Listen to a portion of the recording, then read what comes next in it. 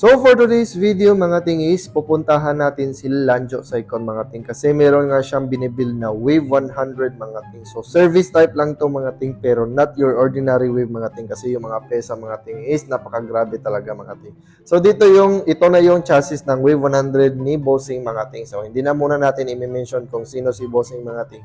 Pero aabangan lang din kasi service type lang to niya mga ting. O diba sana all naka-service na Thai concept mga ting. So kita nyo naman dito after na pininturahan mga ting is na talagang mirror finish talaga mga ting. So hindi talaga makikita kasi silver mga ting. So sa personal mga ting is napakakintab talaga nito mga ting. So kita nyo naman na wala talagang hindi napinturahan mga ting kahit sa ilalim ng chassis mga ting is napipinturahan talaga na pintura mga ting. So kita nyo naman mga ting, oh diba napakaganda. Sana all talaga ang service. So, meron na to mga parts mga ting.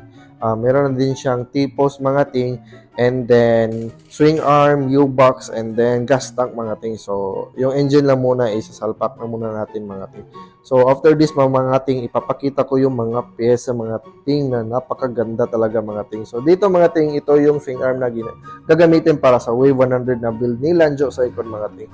O diba, GRV Versace on the floor. So, pinapangarap lang din natin tong swing arm mga ting kasi balak din natin na palitan yung swing arm ni Cloudin mga ting.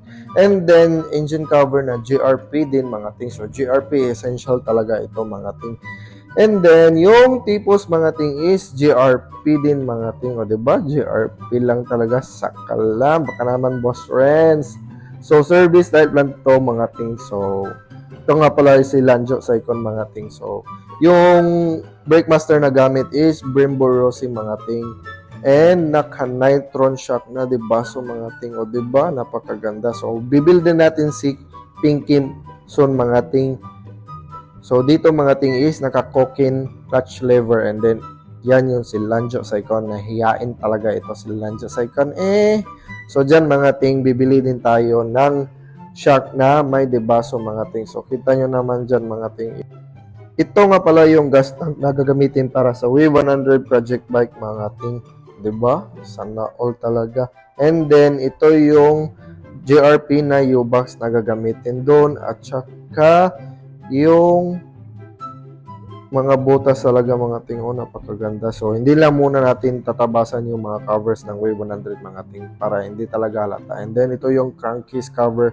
And then, ito yung upuan para sa Wave 100 mga ting. Di lang namin alam kung kasya ba yung sa Wave 125 at saka sa Wave 100 pero para magkasya lang mga ata mga ting. So, yan yung pinapangarap nating upuan para kay Claudine din mga ting. So, ito mga ting carbon rim na Series 7. So, diba? Not your ordinary Wave 100, Wave 100 talaga mga ting. Oh. Sorry, nabubulol pa ako. Hindi ako sanay sa Tagalog mga ting. So, dito mga ting, ganda talaga tong GRP na tipos mga ting. So, mabibilan din natin si Claudine mga ting. So, see you next. Ibibuild na natin to mga ting. So, bye-bye. Thank you all. I love you.